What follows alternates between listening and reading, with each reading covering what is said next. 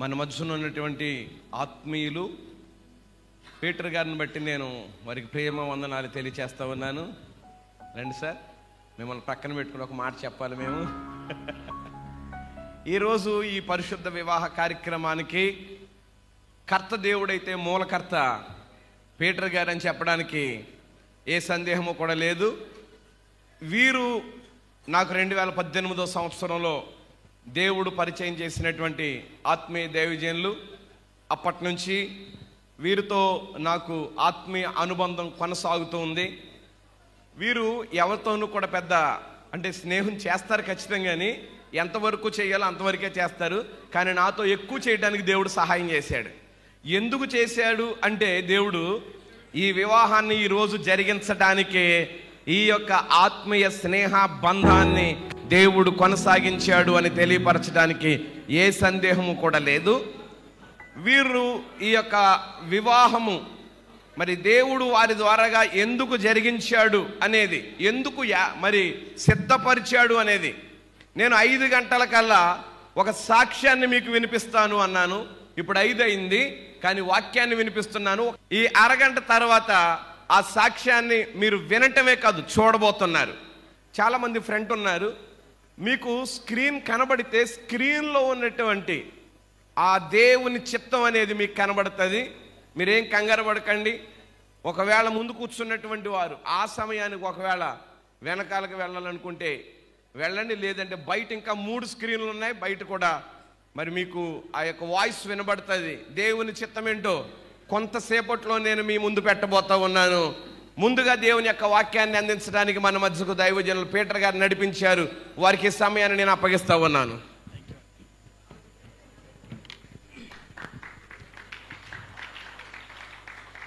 దేవుని స్తోత్రం. హల్లెలూయా, హల్లెలూయా. చాలా సంతోషం అండి. నేనైతే దేవుణ్ణి ఎంతో స్తుతిస్తున్నాను. ఎందుకంటే మనం పాస్ అయినప్పుడు లేదా మనకి ఉద్యోగం వచ్చినప్పుడు, మన చేతిలో జీతం పడినప్పుడు కంటే మన బిడ్డ పాస్ అయినప్పుడు, వాడికి ఏదైనా ప్రైజ్ వచ్చినప్పుడు ఎక్కువ సంతోషం ఉంటుంది.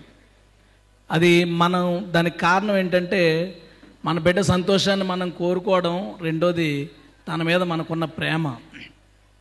ఈరోజు నాకు ఇంత ఆనందం ఉండడానికి కారణం ఏంటంటే, నాకు యేసయ్య అంటే చాలా ఇష్టం. ప్రభు దీన్ని కోరుకున్నాడు, ఈ పెళ్లి జరగాలని ప్రభు కోరుకున్నాడు. అసలు ఏమాత్రం అవకాశం లేని ఒక సందర్భంలో నాతో దేవుడు మాట్లాడారు. నాతో దేవుడు మాట్లాడితే నాకు అసలు 100 ప్రశ్నలు. ఇది ఎలాగ సాధ్యం, ఇది ఎలాగ సాధ్యం, ఎలా సాధ్యమో దేవుడు ఈరోజు దాన్ని చేసుకుని చూపిస్తున్నాడు మనకి. దేవునికి స్తోత్రం. హల్లెలూయా. ఇంకా గట్టిగా చెప్దామా? హల్లెలూయా. ఇలాగూ సాధ్యపరిచాడు ప్రభు. అది ఆయన అన్నట్టు ఒక చిన్న వీడియో 8 నిమిషాలు అంతే, చాలా సింపుల్గా. అండ్ నా రిక్వెస్ట్ ఏంటంటే, భోజనాల టైంలో కూడా ఒకసారి దాన్ని మళ్ళీ ప్లే చేసేయండి నవీన్ గారు. ఒకవేళ ఇక్కడ ఫ్రంట్ వాళ్ళు కుదరకపోతే అక్కడ మళ్ళా చూడడానికి అవకాశం ఉంటుంది.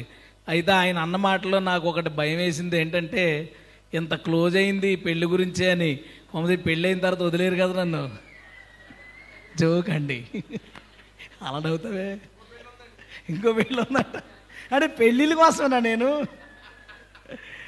వచ్చింది. మీ అందరికీ వందనాలండి. వేదిక మీద ఉన్న సేవకులకి అండ్ క్రింద ఉన్న సేవకులకి, పెద్ద పెద్ద వాళ్ళు అందరూ వచ్చారు. వీళ్ళు ఎవరిని పలకరించాలో నేను, టైటస్ బాబు గారు ఏంటి, ఇక్కడ ఉన్న సేవకులు అందరికీ కూడా హృదయపూర్వక వందనాలు. అండ్ నా హార్ట్ఫుల్ విషెస్ మా రోజాకి, స్వరూప్కి. ముందు రోజా అన్నానని రోజా ముందని కాదు, ఇక్కడ ఆడపిల్లోళ్ళు ఉన్నారని అదా పలికేనంతే. మళ్ళీ నువ్వేదో అనుకోకు. లేదండి, అంటే ఇద్దరు ఒకటే అనే ఉద్దేశం మీద అనేసాను. అయ్యో బాబోయ్, ఎన్ని మాటలు వచ్చేసినాయో. మా స్వరూప్కి, రోజాకి చాలా హార్ట్ఫుల్ కంగ్రాచులేషన్స్. మీ అందరికి కూడా హృదయపూర్వక వందనాలండి. కొద్దిసేపు మనం దేవుని వాక్యాన్ని విందాం, ఒక 15 గంట 20 నిమిషాలు. హెబ్రీ పత్రిక 13వ అధ్యాయం.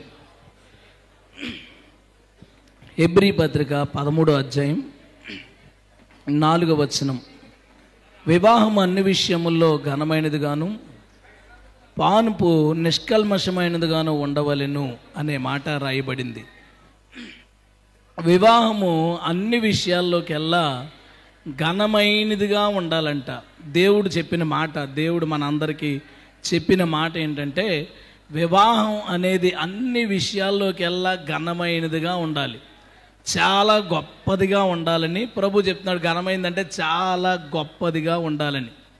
గొప్పదిగా ఉండాలి అంటే అర్థం మనం దాన్ని ఎంత కాస్ట్లీగా చేసాం అనేది కాదు.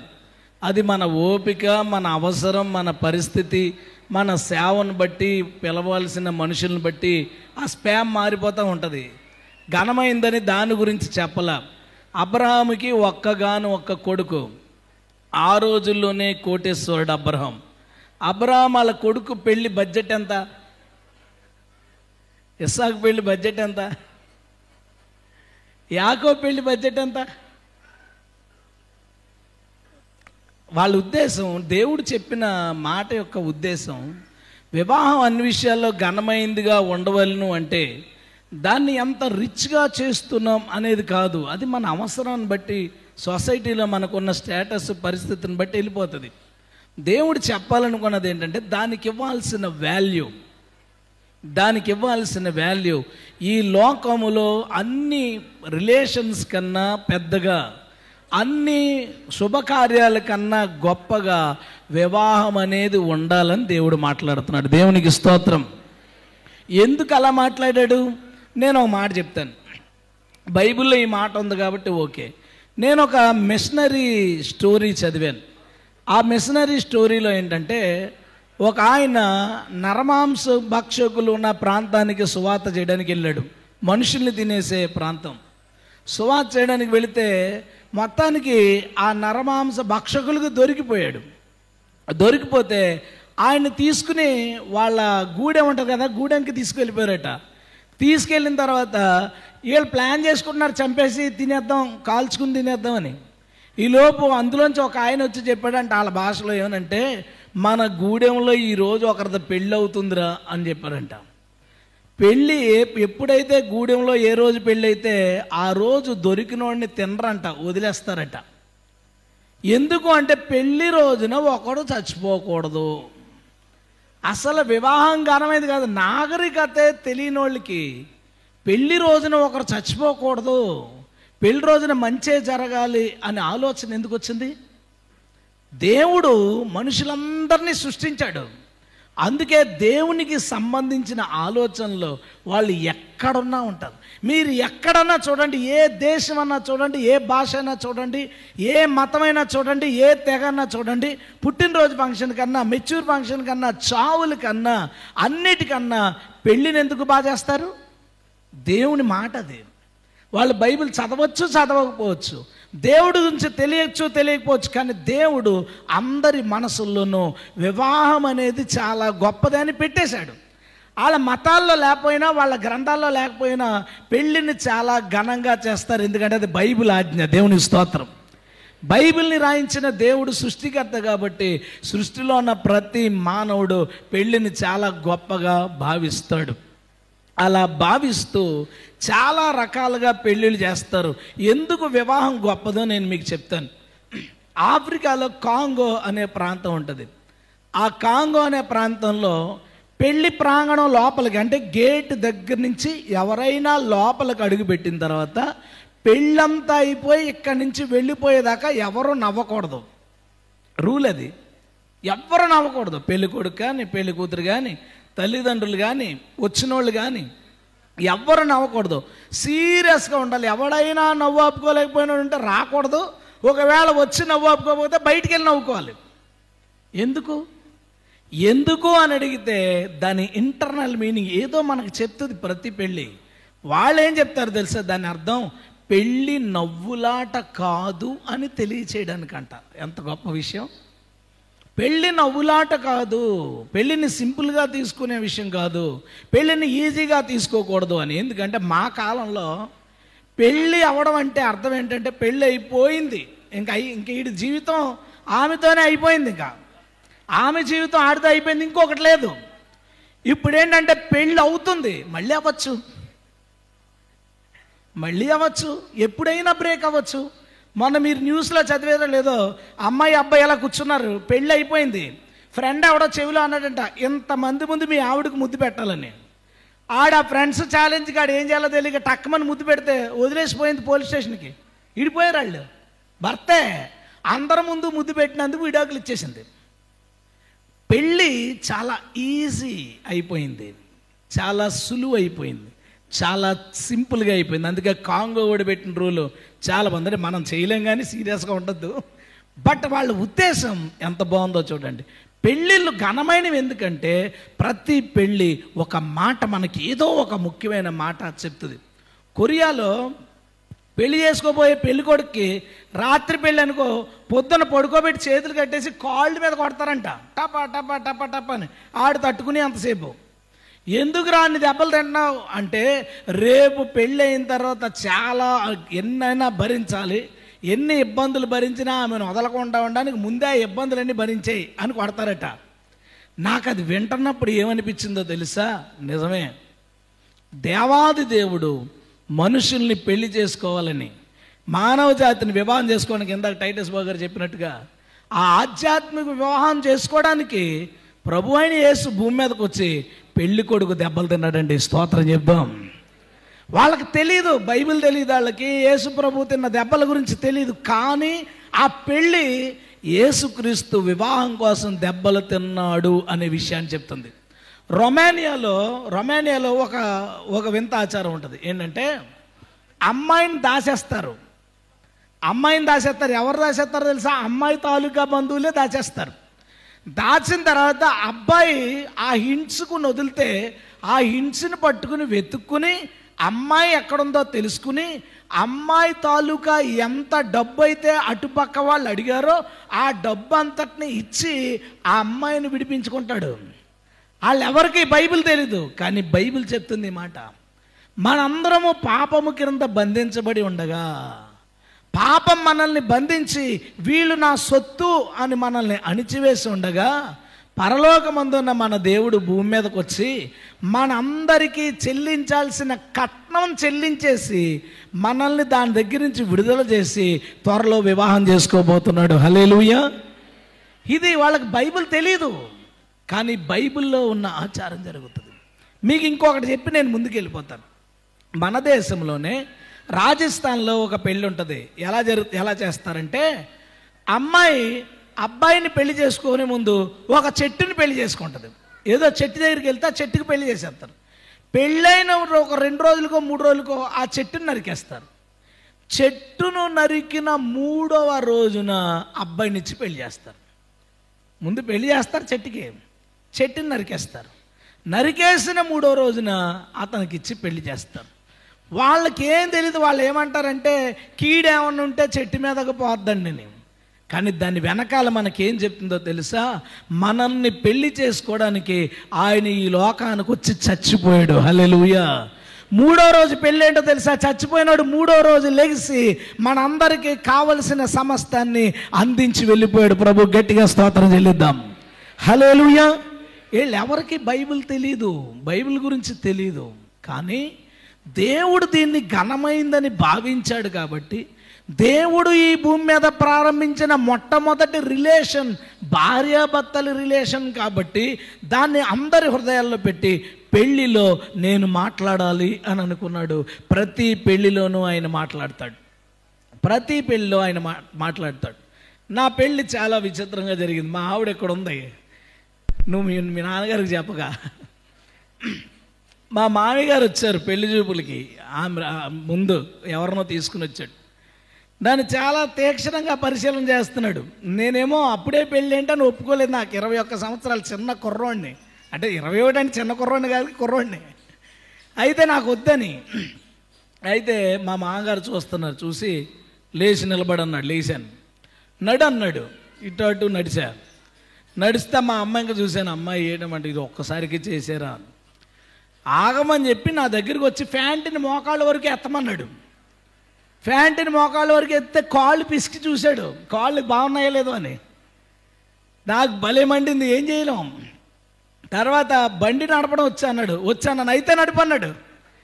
ఏంటండి అంటే నడుపు అన్నాడు. తీసుకెళ్ళి రోడ్డు మీద రౌండ్లు వేయించాడు. చూసి మా అమ్మ అంటది కదా, బండి కొనిస్తాడేమోరా మీ మామగారు. బండిగా సైకిల్ కూడా కొనివ్వలేదు, మా ఆవిడ ఇక్కడ ఉంది అడగండి.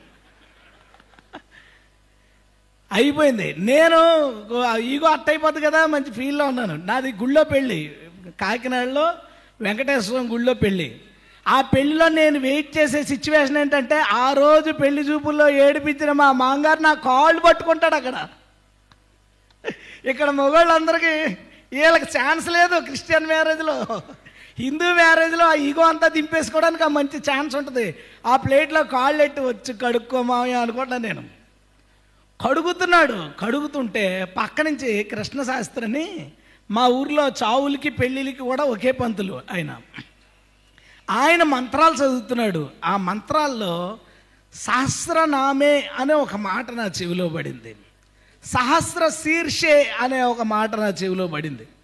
పెళ్ళి అయిపోయింది. కనుక్కున్నాను అసలు ఏం చదివాడని. కనుక్కుంటే ఈయన కాళ్ళు కడుగుతాడు, ఎంజాయ్ చేయలేదు. ఇక ఆ మాట పడిన తర్వాత ఏంటి చదువుతున్నాడని పోయింది నాకు. ఇంకా ఎంజాయ్మెంట్ అంతా పోయింది అది. ఇక అయితే ఆయన చదివిన మంత్రం ఏంటంటే, కాళ్ళు కడుగుతూ భూమి మీద ప్రతి చోట వ్యాపించి ఉన్న దేవుడా, నీకు 1000 పేర్లున్నాయి, 1000 శిరస్సులున్నాయి, 1000 చెవులున్నాయి, నీకు నా కుమార్తెనిస్తున్నాను అంటే నాకు కాదు ఇస్తంట. హైందవ పెళ్ళి పైకి హైందవ పెళ్ళి జరుగుతుంది. అది మళ్ళీ ఏదో చెప్తుంది మనకి. అదేదో చెప్తుంది మనకి. ఏం చెప్తుందంటే, మనిషి పెళ్లి కోసం చెప్పట్లేదు, దేవుడికి మనిషినిచ్చి పెళ్లి చేయడం గురించి చెప్తుంది. హల్లెలూయా. లోక కళ్యాణం అనే మాట విన్నారా? లోక కళ్యాణం అంటే ఏదో ఏరియాలో ఎవరినో చంపేసో పుట్టించో అది కాదు లోక కళ్యాణం. లోక కళ్యాణం అంటే లోకములో దేవుణ్ణి ప్రేమించిన వారందరినీ దేవుడు పెళ్లి చేసుకోవడం. హల్లెలూయా. చెయ్యి కలుపుతారు కదా పాణిగ్రహణం.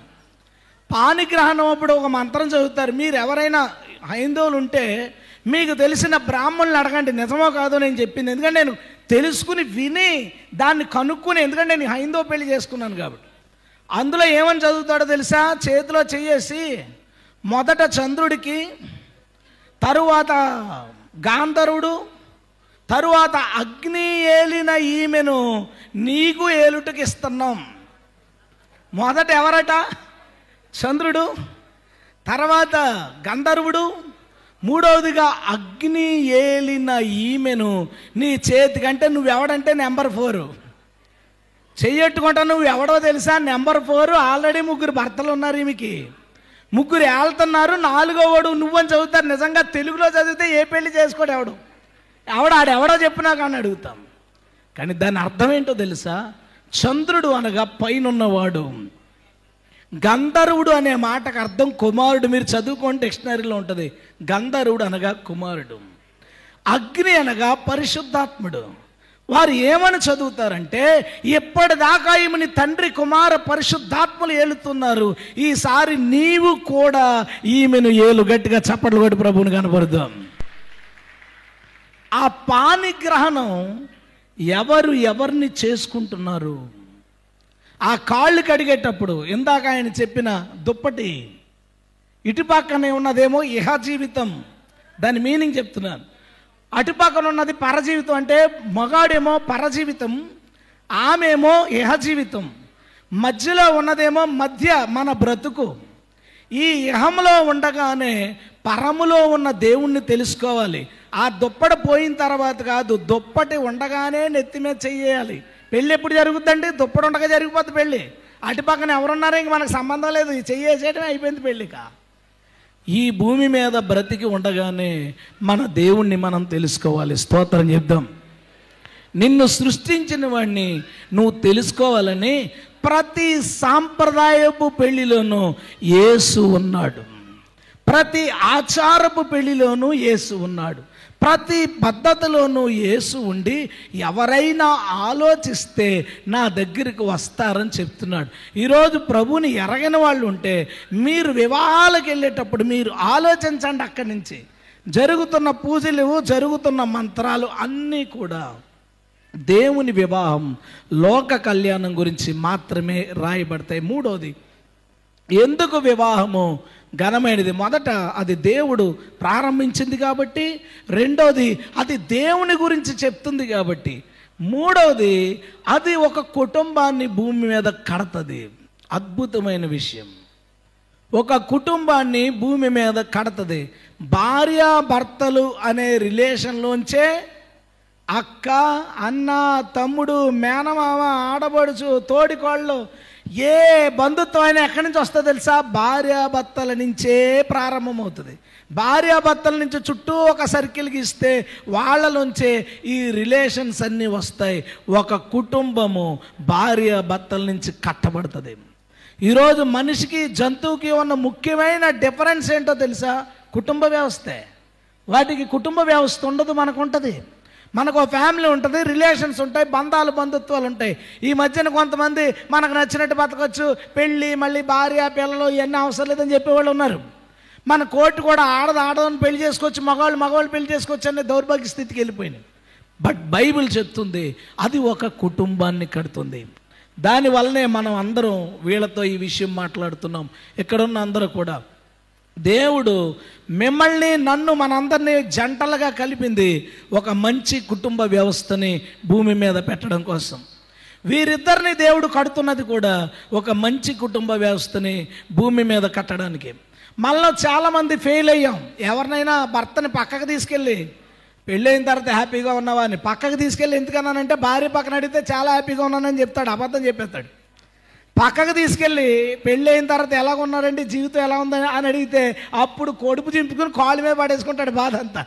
ఇన్ని బాధలు ఉన్నాయి. ఆడవాళ్ళు కూడా అదే చెప్తారు, నేను కాదంట్లే. వాళ్ళని కూడా అడిగామనుకోండి విడిగా అదే చెప్తుంది. అందుకే ఆమె 10 రోజులు సంతోషంగా చూసిన 11వ రోజు 1 నిమిషం బాధ పెడితే పెళ్ళైన దగ్గర నుంచి నా బతుకు ఎలాగే ఉందంటుంది ఆవిడ. మనం ఏం చేయలేము దాన్ని. అది ఎందుకో అది వాళ్ళకి అలవాటు. మనలో చాలామంది మన వివాహ జీవితంలో ఫెయిల్ అయ్యాం. అందరం కలిసి ఉండాలి కాబట్టి కలిసి ఉన్నాం. అమ్మ నాన్నలు పెళ్లి చేశారు కదా అని చచ్చినట్టు 2 సంవత్సరాలు కలిసి ఉన్నాం. తర్వాత పిల్లలు పుట్టిన తర్వాత పిల్లల కోసం కలిసి ఉన్నాం. తర్వాత వాళ్ళని పెళ్ళిళ్ళు చేయడం కోసం కలిసి ఉన్నాం. ఆ తర్వాత మనవల్ని ఆడిపించడానికి కలిసి ఉన్నాం. కానీ ఆమె కోసం కలిసి ఉన్న వాళ్ళు చాలా తక్కువ ఉంటాం. ఆమె కోసం కలిసి ఉన్నవాళ్ళు, ఆయన కోసం కలిసి ఉన్న వాళ్ళని చాలా తక్కువ ఉంటాం. ఎందుకంటే మన వివాహ వ్యవస్థ చాలా చాలా పర్సంటేజ్లో ఫెయిల్ అయింది. ఈరోజు కలిసే వీళ్ళు త్వరలో కలవబోయేవాళ్ళు, రీసెంట్గా కలిసిన వాళ్ళు, ఇంక పెద్దవాళ్ళు మనం చేసేది ఏమీ లేదు, ఇంకా అయిపోయింది అది. రీసెంట్గా పెళ్ళైన వాళ్ళు ఖచ్చితంగా తెలుసుకోండి. ఒక 3 చిన్న చిన్న చిట్కాలు నేను మీకు చెప్పి నేను దీన్ని మీకు ముగిస్తాను. పెళ్ళైన తర్వాత భార్యాభర్తలు ఇద్దరు సంతోషంగా ఉంటారు అని వాళ్ళు ఊహించుకుంటారు, మనం ఊహించుకుంటాం. అలా ఊహించుకోకండి. ఎందుకు ఊహించుకోకండి అంటున్నానంటే, చిన్నప్పుడు మన అన్నయ్య మనం కొట్టుకున్నామా లేదా? కొట్టుకున్నాం. అన్నా చెల్లెలు ఇరక్కొడేసుకుంటారు, అన్నా చెల్లెలు చితక్కొడేసుకుంటారు. చిన్నప్పుడు వాళ్ళు ఒకే ఇంట్లో పుట్టారు, ఒకే తల్లిదండ్రులకు పుట్టారు, ఒకే చోట సంవత్సరాల తరబడి ఎదిగినా వాళ్ళ మనసులు కలవడానికి చాలా టైం పట్టింది. ఎప్పుడో పెళ్లి టైంకో, ఆ అమ్మాయి కాలేజీకి వెళ్ళే టైంకో ఆడికి కనెక్ట్ అవుతుంది వాళ్ళ చెల్లి. అమ్మ జాతర, కంగారు పడకో, ఏమన్నా ఇబ్బంది ఉంటే నాకు చెప్పు. చిన్నప్పుడు ఇబ్బంది పెట్టినాడు ఈడే. ఇప్పుడు ఆడేమంటాడు తెలుసా? ఏమైనా ఇబ్బంది ఉంటే నాకు చెప్పు అంటాడు. వాళ్ళిద్దరూ ఆ అండర్స్టాండింగ్కి రావడానికి 20 సంవత్సరాలు పట్టింది. అవునా కదా? అన్నదమ్ములు మనందరూ కొట్టుకోలేదా? చితకొడేసి మా రెండో వాడు నన్ను చితకొడేసేవాడు. ఇప్పటికి నేను మర్చిపోనండి. మా రెండో అన్నయ్య చితకొడేసేవాడు నన్ను. కానీ ఈరోజు మేము ఎంతో కనబడ్డామంటే కన్నీళ్ళు మనసులో కారిపోయే అంత ఇష్టం ఒకరి మీద ఒకరికి ఉంటుంది. అది రావడానికి ఒక 25 ఏళ్ళు పట్టింది. వీళ్ళిద్దరూ ఈరోజు కలిపేసి రేపటి నుంచి హ్యాపీగా ఉండాలని ఎలా కోరుకుంటాం? మీరు అలా ఎక్స్పెక్ట్ చేయొద్దు. పెళ్ళికి ముందు మాటలు అది పక్కనెట్ట, ఎన్ని చాలా అబద్ధాలు ఉంటాయి, అది పక్కనెట్టండి. ఇందాక పాట పాడారు, అయిపోయింది, గతం అయిపోయింది, కొత్తగా స్టార్ట్ అయిందని. పెళ్ళికి ముందు మాట్లాడుకున్నాయని మర్చిపోండి అమ్మ, ఫ్రెష్గా స్టార్ట్ చేసుకోండి. మీరు ఒకరినొకరు అర్థం చేసుకోవడానికి కొంచెం టైం పడుతుంది. అండ్ ఇటుపక్క తల్లిదండ్రులు అటుపక్క తల్లిదండ్రులు ఏదైనా చిన్న ప్రాబ్లం వచ్చినప్పుడు భూతద్దంలో పెట్టి చూడకుండా, అన్నదమ్ములు ఎలా కొట్టుకున్నప్పుడు సర్ది చెప్పామో, అన్న చెల్లెళ్ళు కొట్టుకున్నప్పుడు ఎలా సర్ది చెప్పామో, అలాగా భార్యాభర్తలకు కూడా సర్ది చెప్తే వాళ్ళు కలుసుకోవడానికి కొంచెం టైం తీసుకుంటే వాళ్ళు ఖచ్చితంగా సంతోషంగా ఉంటారు. దేవునికి స్తోత్రం. సెకండ్ థింగ్, మీరు పెళ్ళికి వచ్చారు, వెళ్ళిపోయారు, ఎప్పుడైనా మళ్ళీ నవీన్ గారి ఇంటికి వచ్చారు, వచ్చినప్పుడు పెళ్లి ఆల్బమ్ తీస్తున్నారనుకోండి, ఫోటోలు తిరగేస్తుంటారు.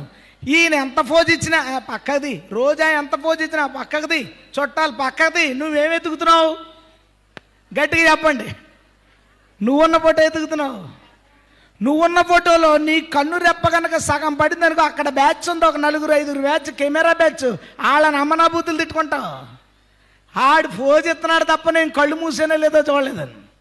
కానీ ఆ ఫోటోలో పెళ్లి కొడుకు కళ్ళు మూసినా నీకు ఇబ్బంది లేదు, పెళ్లి కూతురు కళ్ళు మూసినా నీకు ఇబ్బంది లేదు. నువ్వు బాగా పడ్డావంటే బాగా వచ్చింది నా ఫోటో. నీ ఫోటోలో, గ్రూప్ ఫోటోలో నిన్ను నువ్వే చూసుకుంటావు. లైఫ్లో కూడా మిమ్మల్ని మీరే చూసుకోండి.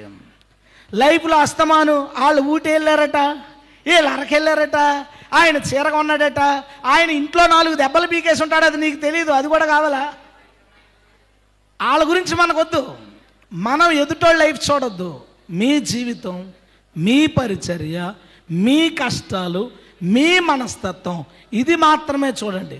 పెళ్ళైన కొత్తలో మా ఆవిడ, నేను అప్పుడు ప్రభుని నమ్ముకున్నాను, మా ఆవిడ సినిమాకి తీసుకెళ్ళండి అని అడిగింది. ఎందుకంటే ఆలయంలో అడుగుతారు కదా.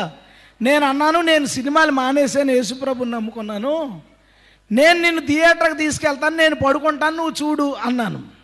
ఆమె ఏమందో తెలుసా? మీకు ఇష్టం లేనిది నాకెందుకు అంది. అదే నేను కనుక నేను తీసుకెళ్ళను, నేను మానేశాను కనుక అన్నదనుకో, అక్కడే పెద్ద గొడవ అయిపోద్ది. నేను కూడా వస్తాను, నువ్వు చూడు, నేను పడుకుంటానంటే ఆమె అర్థం చేసుకుంది. మన లైఫ్ మనం, వాళ్ళు వెళ్ళారు కదా, వాళ్ళు కొనుక్కున్నారు కదా, అది మనకొద్దు. మన జీవితాన్ని మనం చూసుకుంటే మనం ఎప్పుడూ సంతోషంగా ఉంటాం. దేవునికి స్తోత్రం, హల్లెలూయా. బైబిల్ యొక్క ఇన్స్ట్రక్షన్స్ ఆధారం చేసుకుని థర్డ్ ఆఖరి పాయింట్ ఇది చెప్పి నేను ముగిస్తాను. ఏంటంటే బ్యాలెన్స్ చేయండి. అమ్మాయి తరపున 2 అమ్మనాళ్ళు ఉంటారు, అబ్బాయికి అమ్మనాళ్ళు ఉంటారు. మీరిద్దరూ సంతోషంగా ఉండాలని వాళ్ళు కోరుకుంటారు, నిజంగానే కోరుకుంటారు. కానీ స్వరూప్ వచ్చి ఇంట్లోకి రోజు అమ్మ రోజా తిన్నదా అని అడిగితే, ఈడెప్పుడైనా నన్ను తిన్నావా అని అడిగాడా? రోజా అన్నం పెట్టు, ఈడు నిన్నటిదాకా నన్ను అడిగి ఇప్పుడు రోజు అని అడుగుతున్నాడేంటి? కోపం కాదు, కుళ్ళు కాదు. బిడ్డ మీద మనకి విపరీతమైన ప్రేమ ఉన్నప్పుడు ఇంకో పేరు పిలిచినప్పుడు మనకు కొంత బాధ ఉంటుంది. కొంత బాధ ఏంటంటే ప్రేమ వల్ల వస్తుంది. ఆవిడకి అన్నీ తెలిసి నేను మీకు చెప్తున్నా ఉంటుంది. కానీ మనం ఒకటి ఆలోచించాలి, ఏంటంటే మీకు పెళ్ళైనప్పుడు కూడా మీ ఆయన వాళ్ళ అమ్మగారి పేరు పిలవలేదు, నిన్నే పిలిచాడు. అలాగే నీ బిడ్డ కూడా నీ కోడల్నే పిలుస్తాడు, కానీ నిన్ను పిలవడు. నీకు రిటైర్మెంట్ వచ్చింది, సంతోషంగా తీసుకో, హ్యాపీగా తీసుకో. వాళ్ళ పడతారులే అనుకో. అన్నం పెట్టమన్నప్పుడు ఏమో ఆమెను అడిగి గొడవ వచ్చినప్పుడు నీ దగ్గరికి వచ్చాడు అనుకో, అన్నం ఆమెనే పెట్టమని, గొడవ కూడా మీరే తెచ్చుకోండి అని వాళ్ళని పడమని వదిలేయండి. హ్యాపీగా ఉంటారు వాళ్ళు. బ్యాలెన్స్ చేయాలి, వీళ్ళు బ్యాలెన్స్ చేయాలి. తల్లిదండ్రులను అర్థం చేసుకుంటూ వీళ్ళు ఎంజాయ్ చేయడమో, వీళ్ళు సంతోషంగా ఉండడమో, వీళ్ళ అభిప్రాయాలు గెలవాలని చూడకుండా వాళ్ళకు ఒక మాట చెప్పి బయటికి వెళ్ళాలంటే, ఇప్పుడు దాకా స్వరూపు నాకు తెలుసు ఊపిరి పీల్చడం తప్ప ఇంకోటి ఏదైనా సరే ఆ నాన్నగారిని అడిగి చేస్తాడు. అంత ఒబీడియంట్గా మనోడు యాక్ట్ చేస్తాడు. అంటే యాక్షన్ అంటే నటన కాదు, యాక్షన్ మీన్స్ ఒక క్రియ, అది ఇంగ్లీష్లో, మీరు అలా తీసుకోవద్దు. ఇప్పుడు పెళ్ళైన తర్వాత కూడా వాళ్ళ అధికారం ఖచ్చితంగా వాళ్ళకి ఉంటుంది. తల్లిదండ్రులను గౌరవించండి. పెళ్ళి అవ్వడం అంటే దానికి అర్థం మీరు ఇండివిజువల్ అని కాదు, మీరు కూడా మీ నాన్నగారి వాళ్ళ కుటుంబంతో కలుసుకున్నారు. దేవునికి స్తోత్రం. ఇండివిజువల్ కాదు పెళ్ళి అంటే, మీరు కూడా కుటుంబంతో కలుసుకున్నారు. రోజా కాకినాడ నుంచి ఇక్కడికి వచ్చేసింది అంటే వాళ్ళకి సంబంధం లేదని కాదు, వాళ్ళ కుటుంబంలో ఉన్న ఒక వ్యక్తిని మిమ్మల్ని నమ్మి ఇక్కడికి పంపించేశారు, వాళ్ళు కూడా మీ కుటుంబంలో కలిశారు. కాబట్టి అమ్మాయి ఇద్దరిని బ్యాలెన్స్ చేసుకోవాలి, అబ్బాయి కూడా 2 కుటుంబాలని బ్యాలెన్స్ చేసుకుంటేనే గొడవలు ఉండవు. అతి ఎక్కువ గొడవల్లో సగం గొడవలు ఇదే. మీ అమ్మ ఏమన్నా తెలుసా, మీ నాన్నగారు ఏమన్నారో తెలుసా, ఈ వద్దు. బ్యాలెన్స్ చేసుకోండి, హ్యాపీగా ఉండండి. మీరిద్దరూ సంతోషంగా ఉండాలనే మేమందరం ఇక్కడికి వచ్చాం. దేవునికి స్తోత్రం. వీళ్ళిద్దరూ కలకాలం సుఖ సంతోషాలతో పరిచర్య చేస్తూ ఆయురారోగ్యాలతో అన్ని విధాలా అభివృద్ధి చెంది బాగుండాలనుకున్న వాళ్ళందరూ గట్టిగా చప్పట్లు కొట్టి మీ అభివాదం తెలపండి. హల్లెలూయా. ఎంతమంది కోరుకున్నాం, భోజనాల గురించి వచ్చారనుకున్నావు కనుక మేమందరూ ఒక కొత్త జంట రాబోతుంది ఈ భూమి మీదకి. కొన్ని మాదిరిలు భూమి మీద చూపించడానికి వస్తున్నారు. ఒక అనేక ఆత్మలు రక్షించడానికి ఒక కొత్త సేవ జంట వస్తుంది అనే ఆలోచనతోనే మేమందరం వచ్చాం. మమ్మల్ని డిసప్పాయింట్ చేయొద్దు, మీరు ఎప్పుడు హ్యాపీగా ఉండండి. మీ నవ్వులు మాకు కనిపించడం అంటే, మీ ఏడుపులు ఇంట్లో ఏడవంటే మేము ఏడుతున్నాం, అందరూ ఏడుతాం. అది కామన్. అది చైనాలో పెళ్ళికి 1 రోజుల ముందు ఇంట్లో అందరూ కూర్చొని ఏడుతారంటే అబ్బాయి తరపుళ్ళు. మీరు చదవండి. ఎందుకు ఏడుతారంటే ఏడుపు ప్రాక్టీస్ చేస్తారంటే వచ్చిన తర్వాత ఎలాగా ఉంటుంది కదా.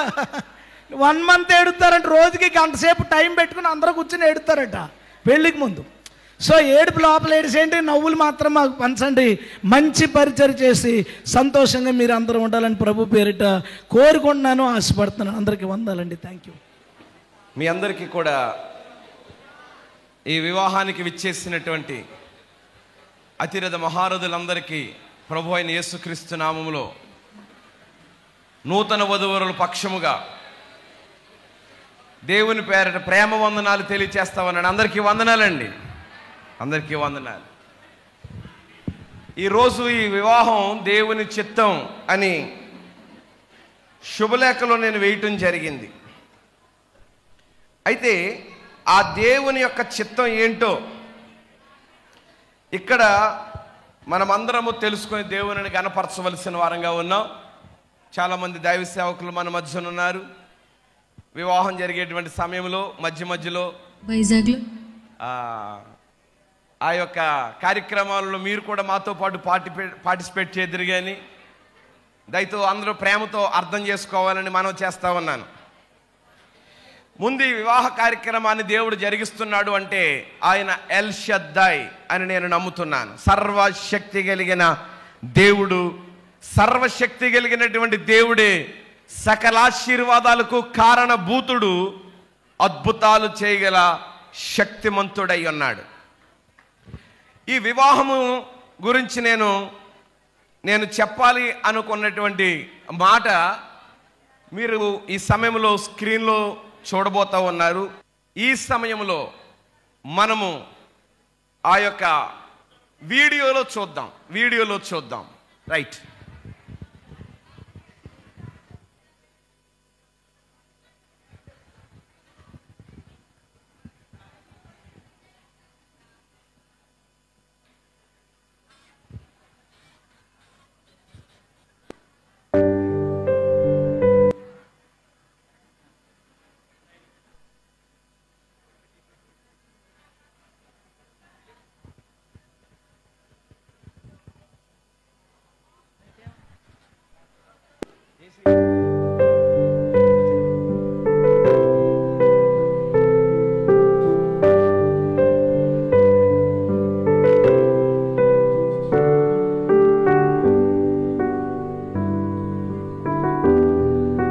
హలో, మీరు ఎక్కడున్నారండి? మేము వచ్చేసాం. లోపలే ఉన్న, వచ్చేయండి. ప్రైజ్ లార్డ్ అండి. Praise the lord. తిను నా ఫ్రెండ్ పరిమిళ, వైజాగ్లో జాబ్ చేస్తుంది. Praise the lord sister. Praise the lord brother. ఏదో ఇంపార్టెంట్ మ్యాటర్ చెప్పాలన్నావు, ఏంటి? అది Jan 6th నా మ్యారేజ్, మీరు తప్పకుండా రావాలి. ఏంటి? Jan 6th? అయ్యోనా, ఏమైందండి?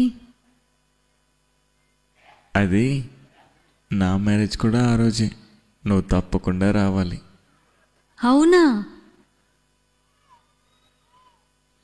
మ్యారేజ్ అంటున్నారు కదండి, తప్పకుండా వస్తాను.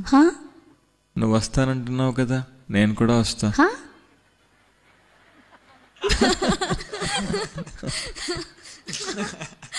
హెవెన్ రోజా స్వరూప్.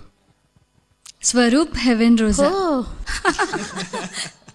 దేవుడు సిద్ధపరిచిన వ్యక్తి అని చెప్పావు కదా, తేనేనా? అవును. రోజా, నాకు కూడా మ్యాచెస్ చూస్తున్నారు. మీరు దేవుని చిత్తాన్ని ఎలా తెలుసుకున్నారో చెప్తే నాకు కూడా హెల్ప్ అవుతుంది. దేవుడు తన చిత్తాన్ని ఒక్కొక్కరి విషయంలో ఒక్కొక్కలా తెలియజేస్తాడు. నాలాగే నీకు చెప్తాడని అనుకోకు, కానీ నాకు ఎలా చెప్పాడో నీకు చెప్తాను. 2020లో నేను ప్రేయర్ చేసుకుంటుంటే నా మ్యారేజ్ కోసం ప్రేయర్ చేయమని దేవుడు నన్ను ప్రేరేపించాడు. కానీ అప్పటికి నా ఏజ్ 18. అప్పుడే మ్యారేజ్ కోసం ప్రేయర్ ఏంటి అనుకున్నాను. కానీ పదే పదే దేవుడు ప్రేరేపిస్తుంటే ప్రేయర్ చేశాను. నెమ్మదిగా దేవుడు నా మ్యారేజ్ కోసం మాట్లాడడం మొదలుపెట్టాడు. తన నేమ్ ఎస్తో స్టార్ట్ అవుతుందని చెప్పాడు. నాకు డైరీ రాయడం అలవాటు, అందుకే ఆ విషయాన్ని డైరీలో రాసుకున్నాను. తను ఇప్పుడు హైదరాబాద్లో ఉన్నాడని దేవుడు చెప్పాడు, రాసుకున్నాను. తనకేదో ప్రమాదం జరగబోతుంది, ప్రేయర్ చేయని దేవుడు నాతో మాట్లాడాడు. అప్పుడు నాకు చాలా బాధగా భయంగా అనిపించింది. ప్రేయర్ చేసుకున్నాను. తన పేరు అడిగేదాన్ని. ఒకసారి ఒక వచనం చూపించాడు, తీసి చూశాను, కానీ నాకేం అర్థం కాలేదు. అయినా అది రాసుకున్నాను.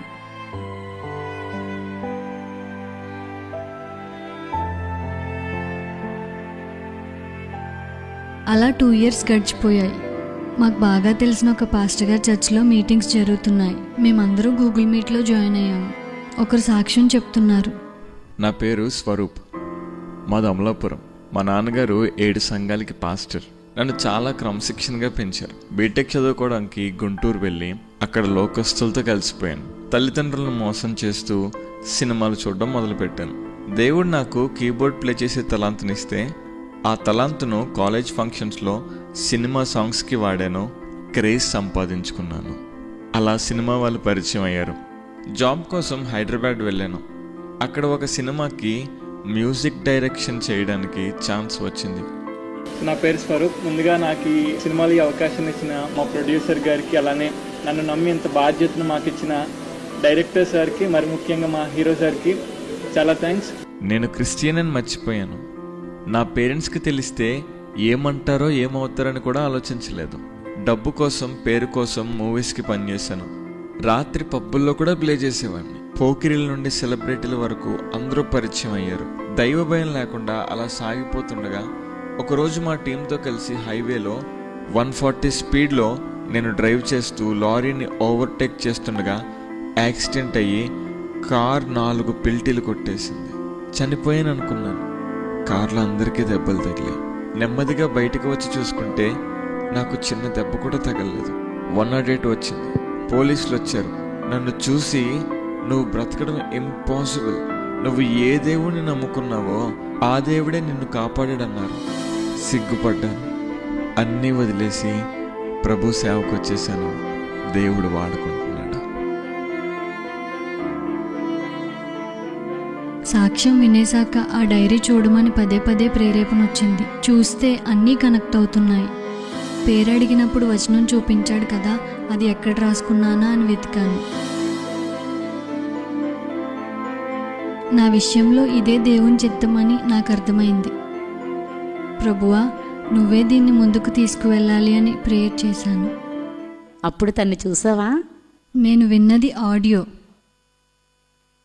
బాగున్నారు కాబట్టి సరిపోయింది. బాగోకపోతే దేవుని చిత్తం కోరుకున్నప్పుడు ఇంకేమీ ఆలోచించకూడదు. 1 month తర్వాత ఆ పాస్టర్ గారితో దేవుడు మాట్లాడారని మా పేరెంట్స్తో చెప్పారు. క్యాస్ట్ వేరు, స్టేటస్ వేరు, క్వాలిఫికేషన్స్ వేరు. అయినా దేవుడు తన చిత్తాన్ని ఎలా అయినా చేయగలడని నేను నమ్మాను. దేవుడు చేశాడు.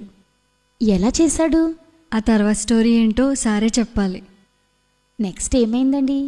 వాళ్ళ డాడీలానే మా డాడీ కూడా పాస్టర్. మ్యాచ్ తెచ్చిన పాస్టర్ గారు మా డాడీకి బాగా తెలుసు. నాకు కూడా చాలా క్లోజ్. ఆయన డాడీకి చెప్పారు, ఈ మ్యాచ్ గాడ్స్ విల్ అనిపిస్తుంది, ప్రేయర్ చేయండి అని. అదే టైంకి మేము ముమ్మడివరంలో చర్చ్ కట్టడం వల్ల చాలా బిజీ అయిపోయాం. మమ్మీ డాడీ అయితే చర్చ్ అయ్యేంత వరకు ఫాస్టింగ్ ఉండిపోయారు. రోజుకొక్క పూటే ఫుడ్. మ్యారేజ్ విషయం తర్వాత చూద్దాం అనుకున్నాం. అంతలో నాకు చాలా ప్రపోజల్స్ వచ్చాయి. ఒకరు 3 కోట్లు కట్నం ఇస్తామని, ఒకరు పెద్ద మినిస్ట్రీ అప్పగిస్తామని, ఇలా మా క్యాస్ట్లోనే చాలా వచ్చాయి. ముందు చర్చ్ కంప్లీట్ చేయాలని ఇవేమీ పట్టించుకోలేదు. అలా జరుగుతూ ఉండగా దేవుడు సిద్ధపరిచింది ఆల్రెడీ మాకు చెప్పినట్లు మా నాన్నగారికి దర్శనం వచ్చిందంట. మమ్మీ డాడీ షాక్ అయ్యారు, కానీ చర్చ్ కన్స్ట్రక్షన్లో ఉండిపోయాం. అంతలో మా చర్చ్లో కరుణ గారు అనే ఒక సిస్టర్కి విజన్ వచ్చిందని మమ్మీ డాడీలతో షేర్ చేసుకున్నారు.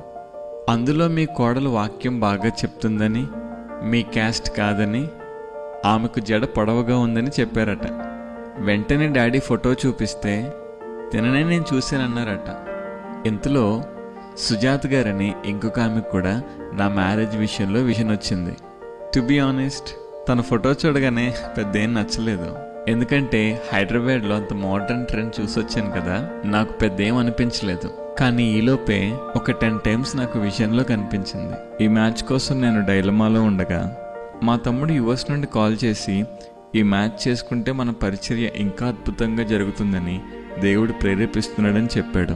మమ్మీ డాడీ కూడా ఎప్పుడు నా జీవితంలో దేవుని చిత్తమే జరగాలని కోరుకుని ప్రార్థన చేసేవారు. దేవుడు వాళ్ళతో కూడా మాట్లాడారు. నేను యాక్సెప్ట్ చేశాను. ఇక్కడి వరకు వచ్చింది.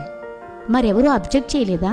మీ క్యాస్ట్ కాదని కొందరు, కట్నం అడగలేదని మరికొందరు, మీ స్థాయి కాదని ఇంకొందరు. క్రైస్తవుడికి కులమేంటి? మనమందరము ఆదాము సంతానమే కదా. వాళ్ళు కూడా మంచి సేవకులే కాదన్ను, కానీ నీ రేంజ్ ఏంటి, వాళ్ళ రేంజ్ ఏంటి? రేంజ్. ఒకప్పుడు నేను రోడ్డు ప్రక్కన టిఫిన్ అమ్ముకునేటువంటి వాడిని. ఇప్పుడు నేను ఎంతైనా ఎదిగొండొచ్చు, కానీ ఒకప్పుడు స్థితిని మాత్రం నేను ఎప్పటికీ మర్చిపోను. ఎవరేమన్నా ఏం చెప్పినా మమ్మీ డాడీ దేవుని చిత్తమే జరగాలని డిసైడ్ అయ్యారు. దేవుని చిత్తమే చేస్తున్నారు. ఇది మా వివాహ ప్రయాణం.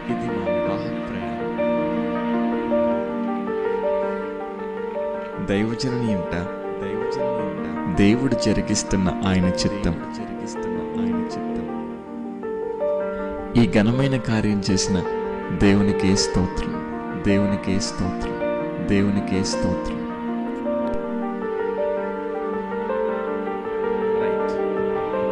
Hello check.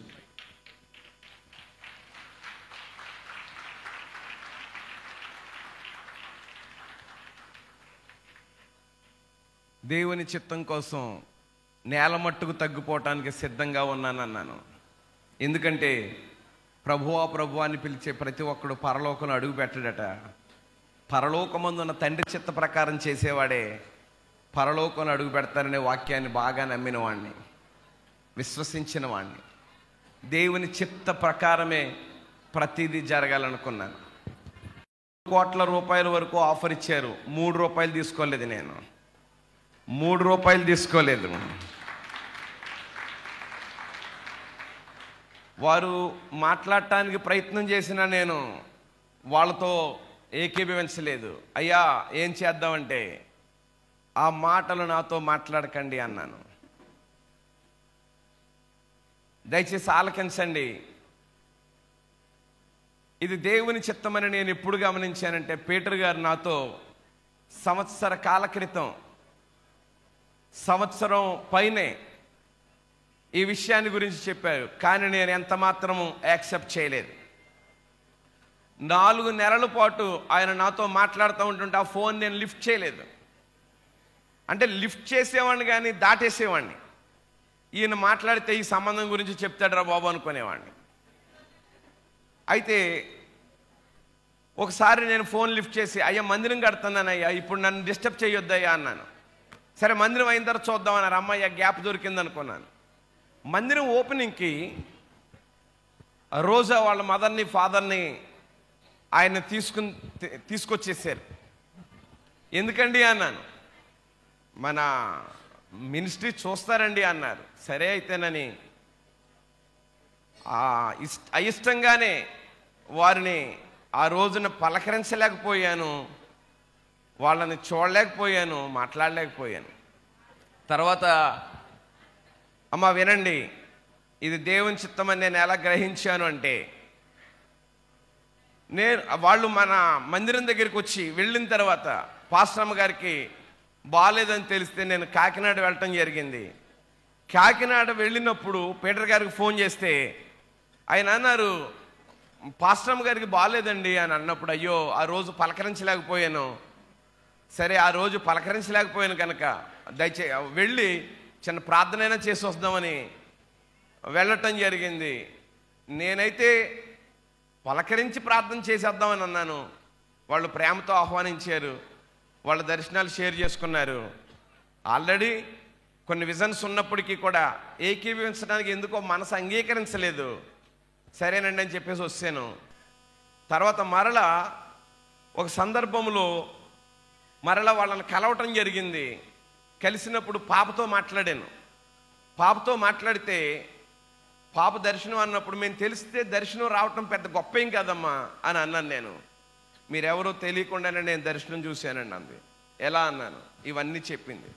2020లో మాట్లాడు, 2021లో ఎస్ అనే పేరు చూపించాడు.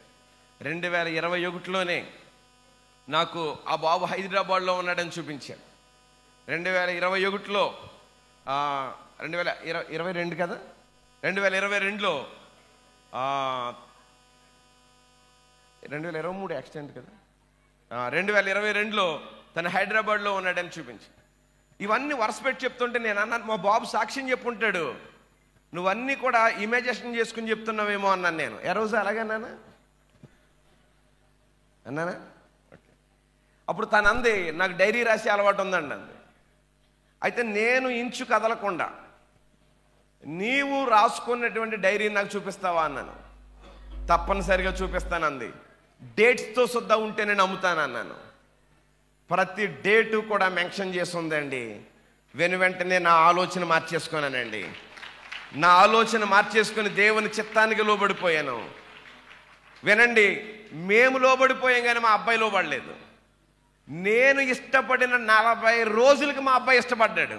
ఈ 40 రోజులు ఉపవాసం ఉండి ప్రార్థించామండి. 40 రోజులే కాదు, ఈ రోజు వరకు కూడా ఉపవాసం ఉండి ప్రార్థించడానికి దేవుడు సహాయం చేశాడు. దేవుని చిత్తాన్ని కనిపెట్టడానికి, ₹1 కూడా కట్నం తీసుకోకపోవడానికి, ఏ స్టేటస్ చూడకుండా ముందుకు వెళ్ళడానికి ఉపవాసం ఉండటం ఏంటండి? దేవుని చిత్త ప్రకారంగా జరగటానికి ఖచ్చితంగా మనం అందరం కూడా నేల మట్టుకు తగ్గిపోవలసినటువంటి వారమై ఉన్నామని ప్రేమతో నేను మీకు మనవి చేస్తూ ఉన్నాను. మనం దేవుని చిత్త ప్రకారం చేస్తేనే ఖచ్చితంగా పరలోకం వెళ్ళగలం, లేకపోతే పరలోకం వెళ్ళలేమేమో. ఈ వివాహానికి వచ్చినటువంటి మీరు దయచేసి ఇది ఒక మెసేజ్ అనుకోండి, ఓ స్వీట్ వార్నింగ్ అనుకోండి, లేకపోతే మరి ఏదైనా అనుకోండి. మనం దేవుని చిత్తమే చేద్దాం. ఏదైనా మీ జీవితంలో దేవుని చిత్త ప్రకారం మాత్రమే జరగాలని కోరుకోవాలని మీ అందరికీ తెలియచేస్తా ఉన్నాను. మా మధ్యకి మా అన్నయ్య ఐజక్ గారు ఈ యొక్క వివాహాన్ని చేయటానికి రాబోతా ఉన్నారు. ఈ సమయం